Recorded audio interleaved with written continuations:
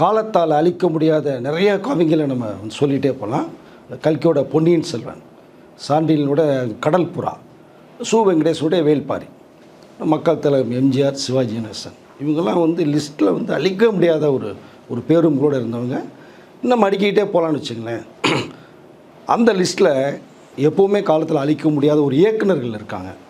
அந்த இயக்குநரில் முக்கியமானவர் நம்ம மகேந்திரன். அலெக்சாண்டர் அப்படிங்கிற இயற்பெயரோட சினிமாவுக்காக மகேந்திரன் மாற்றிட்டு சினிமாக்குள்ளே உள்ளே வர்றாங்க.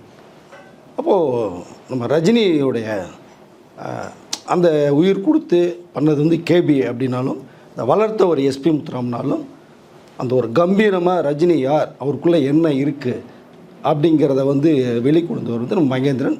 முள்ளு மலரும் படம்.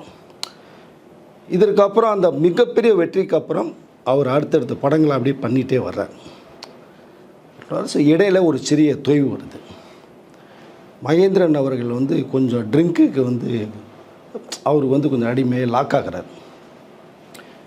இது ரஜினி சார் தெரிஞ்சுட்டு அவருக்கு வேண்டாம், நீங்கள் மிகப்பெரிய ஒரு சாதனையாளர், இந்த லெவலில் நீங்கள் போகக்கூடாதுன்னு சொல்லி மகேந்திரனை மீண்டும் ஒரு நிலைமை கொண்டு வரதுக்கு படுறார். இந்த விஷயம் எப்படிங்கிறத நம்ம பேசுவோம்.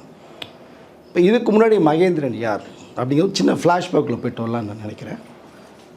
நிறைய படங்களுக்கு கதை வசனம் எழுதினவர், கிட்டத்தட்ட ஒரு 40 படங்களுக்கு மேலே கதை வசனம் எழுதினவர், திரைக்கதை அமைச்சவர். ஒரு 12 படங்களுக்கு மேலே டைரக்ஷன் பண்ணவர். சிவாஜி அவர்களுடைய ஒரு படம் கதை பண்ணும்போது நிறைகுடம்னு ஒரு படம் பண்ணுறார் 69. சிவாஜிக்கும் மகேந்திரன் அவர்களுக்கும் ஒரு நல்ல நட்பு வருது. அதில் ஒரு அடுத்தடுத்து கதை வசனம் அப்படியே பண்ணிட்டு போகும்போது தங்கப்பதக்கம் அப்படிங்கிற ஒரு நாவல் எழுதுகிறாங்க. அதை ஸ்டேஜ் ட்ராமாவாக பண்ணலாம் அப்படின்னு சொல்லி ஐடியா பண்ணுறாங்க. பட் ஸ்டேஜ் ட்ராமா அப்போ கொஞ்சம் கொஞ்சமாக குறைஞ்சிட்டு வரும் ஒரு பீரியடு. சினிமா வளர்ச்சி அடைஞ்சிட்டு வருது. அப்போது அவருக்கு டைரக்ஷன் பண்ணணுங்கிற ஒரு ஆசை வேறு மனசில். நிறைய படத்துக்கு கதை வசனம் எழுதிட்டாங்க. இப்போ சிவாஜி அவர்கள்ட்ட இந்த தங்கப்பதக்கம், அந்த எஸ்பி சௌத்ரி கேரக்டர் சிவாஜி அவர்கள் பண்ணாதான் ரொம்ப நல்லாயிருக்கும் அப்படின்னு மகேந்திரனுடைய கணிப்பு. சிவாஜி அவங்ககிட்ட பேசும்போது டைரக்ஷனும் பண்ணணுங்கிற ஆசை வரும்போது, அப்போது சிவாஜி சார் ஒன்று சொல்கிறாங்கட்டார். இப்போ மகேந்திரனுக்கு ஒரு ஆசை இருக்குது, ட்ராமாவை பண்ணணுன்னு ஆசை. ஆனால் இந்த ஃபீச்சர் ஃபிலிம் அப்படிங்கிற ஒரு கேட்டகரி மாறினதுனால சிவாஜி சார் அதை புரிஞ்சுட்டு இதை ஸ்டேஜ் ட்ராமாவை நம்ம போடலாம் ஃபஸ்ட்டு, அதனுடைய ரெஸ்பான்ஸ் நீங்கள் எப்படின்னு தெரிஞ்சுக்கிட்டு அப்புறம் நீங்கள் ஃபீச்சர் ஃபிலிம் போடலாம் அப்படின்ட்டாங்க. இன்றைக்கி அந்த ஸ்டேஜ் ட்ராமா நிறைய குறைஞ்சிட்டு இருக்க பீரியடு சார். இப்போ யார் அதை பண்ணுறதுக்கு முன்னிலை வைப்பாங்க, சிரமமாக இருக்குது அப்படின்னு மகேந்திரன் சார் சொல்கிறாரு. ஏன் நான் பண்ணுறேன் அப்படின்ட்டு. ஏன்னா சிவாஜி அவர்கள் ஸ்டேஜ் அந்த ட்ராமாலேருந்து வந்தவர் தான், பராசக்தி படத்துக்கு வந்தவர். அப்போது சிவாஜி அவங்களுடைய நாடக கம்பெனிலேயே அந்த தங்கப்பதக்கத்தை ட்ராமாவாக ஸ்டேஜ் ட்ராமாவை போடுறாங்க. மிகப்பெரிய அளவில் ஹிட் ஆகுது, பேசப்படுது. வரிசையாக அடுத்தடுத்த ஊர்களுக்கு போகிறது மாதிரி ஒரு சூழ்நிலை வருது. ஆனால் சிவாஜி அவர்கள் ரொம்ப பீக்கில் இருக்க பீரியடு. அப்போ தான் அவர் முடிவு பண்ணுறாரு, இதை படமாக பண்ணுவோம் அப்படின்ட்டு. அப்போ மகேந்திரனுக்குள்ளே டைரக்ஷன் ஆசை ஒன்று இருந்துகிட்டே இருக்கு இல்லைங்களா. அப்போ சிவாஜி சார் சொல்லும்போது, இந்த தங்கப்பதக்கத்தை கதை வசனம் மட்டும் நீ பண்ணு மகேந்திரன், டைரக்ஷன் பி மாதவன் போடுவோம் நம்ம. அதுக்கப்புறம் இந்த படத்தினுடைய வெற்றிக்கு நீ ஆட்டோமேட்டிக்காக உன்னுடைய என்ன நினைக்கிறோ வரலாம் அப்படிங்கிற மாதிரி சிவாஜி சார் அட்வைஸ் ஒன்று பண்ணுறாங்க. அதை மகேந்திரன் சார் அக்செப்ட் பண்ணிக்கிறார். கதை வசனம் மகேந்திரன், தங்கப்பதக்கம். Direction P Madhavan. அதுவும் சிவாஜி ப்ரொடக்ஷன்ஸ் சொந்தமாக படம் தயாரிக்கிறாங்க. பட்டம் கிட்டத்தட்ட 200 நாட்களுக்கு மேலே ஓடி பாக்ஸ் ஆஃபீஸில் மிகப்பெரிய ஹிட் ஆச்சு. மகேந்திரன் பெரிய அளவில் பேசப்படுறார், பெரிய ஒரு ஸ்கிரிப்ட் ரைட்டர். அதனுடைய அந்த வளர்ச்சி தான் அடுத்த கட்டத்துக்கு மகேந்திரன் போகிறார். இனி கதை வசனம் நிறையா பண்ணியாச்சு. ஏன்னா எஸ்பி முத்துராமன் சாருடைய நிறையா படங்கள் கதை வசனம், வாழ்ந்து காட்டுகிறேன், வாழ்வியன் பக்கம், 30 வருஷம், நிறைய படங்கள், அனடைஸ் படங்கள், அது எல்லாமே இந்த மகேந்திரன் கதை வசனம் பண்ணது. அப்போ அடுத்த லெவல் ஒரு டைரக்ஷன் போடலாம் அப்படின்னு முடிவு பண்ணும்போது தான் ஒரு ஸ்கிரிப்ட் பார்க்கும்போது அவருடைய கண்ணில் ஒரு ஸ்கிரிப்ட் படுது. உமாச்சந்திரன் அவர் எழுதிய ஒரு முள்ளு மலரும்னு ஒரு ஸ்கிரிப்ட் நாவல் படுது. அப்போ அவர் ரொம்ப யோசிக்கிறார், நம்ம கதையை வச்சு பண்ணுறத விட இந்த கதையை எடுத்து நம்ம பண்ணுவோம். ஏன்னா அவர் கொஞ்சம் யதார்த்தமாக இருக்கிற சில விஷயங்களை இண்டஸ்ட்ரி கொடுத்தவர். அந்த மாதிரியான விஷயங்களை பார்க்கும்போது இந்த முள்ளு மலரும் அவருக்கு ரொம்ப மனசை தூடுது. ஒரு அண்ணன் தங்கச்சி சென்டிமெண்ட், ஒரு பாசம் அப்படிங்கிற ஒரு கதைக்குள்ளே போகுது. அது இப்போது இதை யார் வச்சு பண்ணலாம் அப்படின்னு அவர் யோசிக்கிறார். இதுக்கு முன்னாடி அப்படியே சின்ன ஃப்ளாஷ்பேக் திரும்பி போகிறேன். இப்போது ஆடுபுலி ஆட்டம் அப்படின்னு ஒரு படத்துக்கு கதை வசனம் எழுதுகிறாரு மகேந்திரன், எஸ்பி முத்துராமன் டைரக்ஷன். அதில் ரஜினி, கமல், ஜெயச்சந்திரன், அண்டு அந்த மனசாட்சி நடராஜ். ஸோ முத்தையான்னு ஒரு கேரக்டர், அவர் பேர் அஞ்சல்பேட்டை 520 முத்தையான்னு தான் பேர். அவருக்கு உண்மையிலே ஒரு கால் கிடையாது, அந்த ஒரு கட்டைக்காலை வச்சுட்டு தான் ஆக்ட் பண்ணுவார். ஸோ 5 ஃப்ரெண்ட்ஸ், இந்த 5 நண்பர்களுக்குள்ளே ஒரு ஸ்மக்லிங் ஒரு கொள்ளையடிக்கிற கும்பல், இதுதான் கதை. ஒரு ஜாலியாக என்டர்டெயின்மெண்ட்டாக பண்ணுவோன்னு சொல்லிட்டு புல்லட்டில் 5 பேர் சுற்றிக்கிட்டே இருக்கிற ஒரு கேரக்டர், அங்கே டென்ட் அடிச்சு போயிட்டே இருக்கிற கேரக்டர்ஸ். இப்போது அந்த படம் ஷூட் போகும்போது ஸோ கதை வசன கருத்தாக தான் ஸ்பாட்லேயே இருப்பாங்க. இப்போ தான் யாரும் கதையை கொடுத்துட்டு அப்படியே போயிடுறாங்க. அன்னைக்கெல்லாம் படம் ஷூட் நடக்கும்போது டைரக்ஷன் ஒருத்தர் அப்படின்னா எஸ்பி முத்துராம் சார் சேரில் உட்காந்துருப்பார், பக்கத்து சேரில் மகேந்திரன் உட்காந்துருப்பார். அந்த சீன் எடுக்கும்போது ஒரு சின்ன லாக் இருந்தது, இல்லை கொஞ்சம் மாறிச்சு அப்படின்னா ரைட்டர்ஸ் உடனே சொல்லுவாங்க, சார் இந்த சீன் இந்த மெத்தடில் சார் அப்படிம்பாங்க. எஸ்பிஎம்மும் அப்படி ஒரு சின்ன சஜஷன் வந்துன்னா அவர்கிட்ட கேட்பாங்க. இப்படி தான் அன்றைய காலகட்டத்தில் வந்து ஷூட்டிங் போச்சு, நிறைய படங்கள் ஹிட் ஆச்சு. பாடுபுலி ஆட்டம்னு சொல்லி அது ஷூட் போயிட்டு இருக்கும்போது மகேந்திரன் சார் உட்காந்துருக்கேன், எஸ்பிஎம் சார் உட்காந்துருக்கேன், ஏன் ரஜினி கமல்லாம் ஷூட் பண்ணிட்டுருக்கேன். 5 பேர் தான். ஒரு நல்ல கமர்ஷியலான சூப்பர் ஹிட்டான படம் அது. அப்போ தான் ரஜினிக்கும் மகேந்திரனுக்கும் ஒரு நல்ல நட்பு உருவாகுது. டைலாக் சொல்லித்தர்றது, இந்த மாடுலேஷன் வேணுங்கிறது அப்படிங்கிற மெத்தட்லனா மகேந்திரன் வந்து ரஜினி சார்கிட்ட சொல்லும் போது ரஜினி சாருக்கே உள்ள அந்த ஒரு ஸ்டைலிஷான ஒரு இதெல்லாம் உள்ள பூத்தி அதில் எந்த ஃப்ரேம்னாலும் வச்சுட்டு அசால்ட்டாக போகக்கூடிய ஒரு மேட்டர் அது. இதில் வந்து இன்னொரு சின்ன விஷயம் என்னென்னா, கமலும் ரஜினியும் வந்து இனிமேல் நம்ம வந்து படங்கள் ஒன்று சேர்ந்து நடிக்கிறோட ஆடியன்ஸ் நிறையா வந்தாச்சு, மக்கள் மத்தியில் செல்வாக்கு ரொம்ப அதிகமாகிடுச்சு. ரஜினிக்கும் கமலுக்கும் ஃபேன்ஸ் உருவாயிடுச்சு.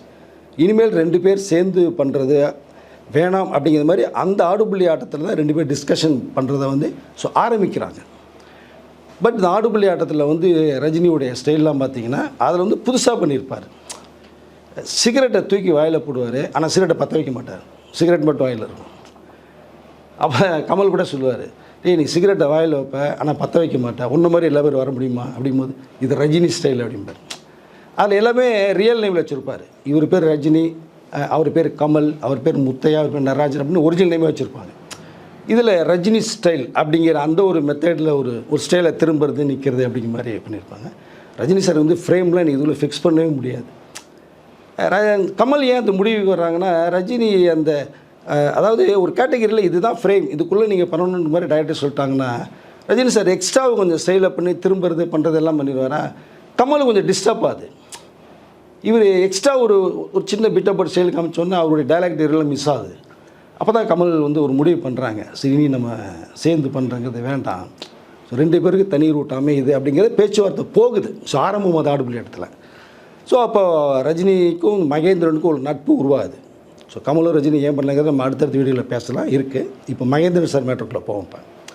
ஸோ அப்போ ரஜினிக்கும் கமலுக்கும் சரி மகேந்திரனுக்கும் நம்ம ரஜினிக்கும் உள்ள அந்த நட்பு ரொம்ப அதிகமாகுது. ஸோ மகேந்திரனுக்கு வந்து ரஜினி சாருடைய அந்த மேனரிசம், இந்த ஸ்டைலு, பேசுகிறது இதெல்லாம் அப்படியே பிடிக்கும்போது அவருடைய நட்பு உருவாகி 2 பேர் ரிலாக்ஸ் பண்ணும்போது ஒன்றா தம் அடிக்கிறது, பேசுகிறது, அடுத்த கட்டத்துக்கு போகலாம், என்ன படம் பண்ணலாம் அப்படிங்கிற மாதிரியான பேச்சுவார்த்தைகள் போயிட்டுருக்கு. ஆடுபுள்ளி ஆட்டம் சூப்பர் ஹிட் ஆகுது. இங்கே தான் அவங்களுடைய 2 பேர்த்துடைய ஸ்ட்ராங் ஒரு ஃப்ரெண்ட்ஷிப் உருவாச்சு. இதுக்கப்புறம் பார்த்திங்கன்னா கதை வசனம் எல்லாம் மகேந்திரன் முடிச்சதுக்கப்புறம் டைரக்ஷன் போகிறார். பார்த்திங்கன்னா இந்த முள்ளும் மலரும் கதையை அவருக்கு பிடிச்சி போய் தான் ரஜினி நல்லா இருக்குன்னு முடிவு பண்ணுறாரு. இப்போ ரஜினிகிட்ட இந்த கதையை சொல்கிறாங்க. ரஜினி சொன்ன ரொம்ப ஷாக், பியூட்டிஃபுல்லான ஒரு கதை சார் இது அப்படின்னு சொல்லும்போது, நான் கண்டிப்பாக இதை நீங்கள் சொன்னீங்கன்னா நம்ம பண்ணுவோம் அப்படின்றாங்க ரஜினி சார். என் மனசில் நீ தான் ஒரு ரஜினி, நீ தான் இந்த கேரக்டர், காலின்ற கேரக்டருக்கு நீ தான் ஆப்டான ஒரு ஆள், பாசத்தை எந்த அளவுக்கு நீ காமிக்கிறியோ அதே அளவுக்கு இந்த கோபத்தையும் காமிக்கிற ஒரு கேரக்டர். ஸோ இது வந்து நீ தான் மனசில் இருக்க அப்படிங்கிறது மாதிரி மகேந்திரன் ரஜினிகிட்ட சொல்லி ஃபிக்ஸ் பண்ணிடுறாங்க. ஸோ மகேந்திரன் நீ தான் ஹீரோ, இந்த அதாவது முள்ளுமரம் படமாக உருவாகும் நீ ஹீரோ, ஸோ ப்ரொடியூசரை நான் இனிமேல் பார்க்குறேன்னு சொல்லி ரஜினிகிட்ட ஃபிக்ஸ் பண்ணிவிட்டு இந்த கதையை வச்சுட்டு அடுத்து ப்ரொடியூசரை யாரும் பார்க்கலாங்கும் போது, இப்போ ஒரு நிறுவனம் வந்து ஆனந்தி ஃபிலிம்ஸ் ஒரு நிறுவனம், அவங்க வந்து புதியவர்களை எப்போயுமே உருவாக்குற ஒரு நிறுவனம், நல்லா இருக்கே டேலண்ட் இருக்குன்னா கூப்பிடுவாங்க. இதை கேள்விப்பட்ட மகேந்திரன் சார் வந்து நேராக ஆனந்தி ஃபிலிம்ஸ் வேணி செட்டியார் அவர்களை போய் மீட் பண்ணுறாங்க. மீட் பண்ணி இப்படி ஒரு கதை இருக்குது சார் பண்ணலாம் அப்படிங்கும்போது கதையை கேட்குறாங்க. கதை ரொம்ப பிடிச்சி போகுது, பிரமாதமாக இருக்குது கதை அப்படின்னு சொல்லிட்டு. அப்போது ஆனந்தி ஃபிலிம் வேணி செட்டியை கூட கேட்குறாங்க, நீங்களே ஒரு பெரிய ஸ்கிரிப்ட் ரைட்டர் ஆச்சு, ஏன் நீங்கள் வெளி கதையை தான் பண்ணணும், உங்கள் கதை இல்லையானுங்கும் போது, இல்லை சார் இந்த கதையோட மனசை தொட்டுச்சு, ஸோ யதார்த்தமான ஒரு விஷயம் இது, அண்ணா தங்கச்சி சென்டிமெண்ட்டு, இது என்றைக்குமே ஜெயிக்கும், அதனால் இந்த கதையை நான் பண்ணலான்னு இருக்கேன் சார். அடுத்தடுத்த படங்கள் நம்ம பண்ணிக்கலாம், என்ன இருக்குது அப்படின்னு முடிவு பண்ணால் எனக்கு ஒன்றும் ஆட்சேபம் இல்லை. கதை அருமையான கதைன்ட்டார், வேணிச்சிட்டார் அவர். ஸோ முள்ளுமரம் இப்போ பட கம்பெனியும் வந்து மகேந்திரன் கன்ஃபார்ம் ஆகிடுச்சு. ஸோ படங்கள் உருவாகலான்னு டிசைட் பண்ணும்போது அப்போ வேணி செட்டியார் அவர்கள் வந்து இந்த காளி கேரக்டருக்கு யாரை போடலாம் அப்படின்னு கேட்கும்போது, சார் நான் ஆல்ரெடி ஃபிக்ஸ் பண்ணிட்டேன் ரஜினி அப்படின்ட்டார். ரஜினிக்கும் போது யார் இந்த வில்லனாக பண்ணிகிட்ருக்காரு அவரா அப்படிங்கிறாரு. ஆமாம் அவர் தான். அவர் இந்த வில்லன் இமேஜ் தானே இருக்குது, ஹீரோ இமேஜ் இன்னும் வரலையே அப்படின்னா. இல்லை சார் அவங்க பைரவி படம் பண்ணிட்டாங்க. ஸோ எஸ்பி முத்துராம் சார் பூனவரி கேள்விக்குறி பண்ணிட்டாங்க. அந்த வில்லன் இமேஜெலாம் உடச்சாச்சு. ஸோ பைரவிலாம் பெரிய பிரேக் இது. ஸோ அதனால் நம்ம இது பண்ணுவோம் சார் அப்படிங்கிறது மாதிரி ஒரு பேட்டர்னில் இந்த மகேந்திரன் சார் பேசுகிறாரு. தாங்குமா அப்படின்றாரு. ஏன்னா பாசமலர் மாதிரி ஒரு அண்ணன் தங்கச்சி சென்டிமெண்ட்ஸ் உள்ளது இது இந்த ரஜினி தாங்குவாரா அப்படின்போது, சார் இது ரஜினி தான் சார் பண்ண முடியும் இது. ஏன்னா ஒரு பாசக்கார அண்ணன், ஒரு கோபக்கார அண்ணன், அது ரெண்டையும் கலந்து பண்ணும்போது இது இந்த மாதிரி ஒரு ஆக்டிவிட்டியான ஒருத்தர் தான் பண்ண முடியும். ஸோ ரஜினி தான் ஆர்ட் அப்படிங்கிறத ஃபிக்ஸ் பண்ணிட்டார். நான் ரஜினிகிட்டே பேசி கன்ஃபார்ம் பண்ணிட்டேங்கிறார் மகேந்திரன். உங்களுக்கு ஓகேனா எனக்கு ஓகே அப்படின்றாங்க இந்த ப்ரொடியூசர்ஸ். ஸோ முள்ளுமலர் படம் அது உருவாகுது. இப்போ காளின்ற கேரக்டரில் வர்றாங்க. மகேந்திரனுடைய ஃபஸ்ட்டு டைரக்ஷனில் வெளிவந்த படம் வேறு அது. ஸோ ரஜினி வந்து இந்த காளியாகவே அதில் வந்து மிகப்பெரிய அளவில் வாழ்ந்திருப்பார். முள்ளுமலனுடைய மிகப்பெரிய வெற்றிக்கு காரணம் அந்த அருமையான ஒரு கதை, மகேந்திரனுடைய டைரக்ஷன், ரஜினியுடைய ஆக்டிங் சோர்ஸ். இன்ன வரைக்குமே காலத்தால் அழிய முடியாத சில காவியங்கள் படங்களில் உண்டுனா அது முள்ளுமலர்னு ஒரு படத்தை நம்ம தாராளமாக அடித்து சொல்லலாம். இதை மிகப்பெரிய வெற்றி அடையுது. முள்ளுமலத்தினுடைய வெற்றி வந்து இன்னும் அதை இன்றளவும் பேசக்கூடிய ஒரு வெற்றி அது படம் அது. அதுக்கடுத்து மகேந்திரன் ரஜினியுடைய அந்த நட்பு ஸ்ட்ராங் ஆகுது. அடுத்த ஒரு கேரக்டருக்கு அவங்க போகிறாங்க மகேந்திரன். ஸோ அடுத்து வெற்றி படங்களையும் அவர் நிறைய பண்ணுறார். ஸோ உதிரிப்பூக்கள், நண்டு, மெட்டி அப்படின்னு ஒரு கேட்டகரிக்கு அப்படியே போகிறார். படங்கள் ஹிட்டு கொடுத்துட்டே இருந்தவர் வந்து இடையில ஒரு சின்ன சர்க்கிள், அங்கே தான் அவர் வந்து இந்த ட்ரிங்க்குக்கு வந்து அவருக்கு வந்து அடிமையாக லாக் ஆகிறார். இப்போ அதுலேருந்து மீண்டு வர முடியல. ஸோ ரஜினி வந்து ரொம்ப பீக்கில் போயிட்டார். அப்போது அவருடைய ரூட்டு வேறு, இவருடைய ரூட்டு போனதுனால இந்த சந்திப்புகள் குறையுது. ஸோ குறையும் போது வந்து மகேந்திரன் சாருடைய அந்த ஸ்டேஜ் உடல்நிலை வந்து ரொம்ப ஒரு அன்கண்டிஷனாக போகுது. இண்டஸ்ட்ரியில் மகேந்திரங்கிற வந்து எங்கே இருக்காருன்னு தேட முடியாத ஒரு லிஸ்ட்டாக போகுது. அப்போ ரஜினி ஒரு முடிவு பண்ணுறார். ஸோ என்ன முடிவு பண்ணார், ஏது பண்ணார், மகேந்திரனை எங்கே சந்திக்கிறாரு எப்படிங்கிறத நான் அடுத்த வீடியோவில் உங்களுக்கு பேசுகிறேன். நன்றி, வணக்கம்.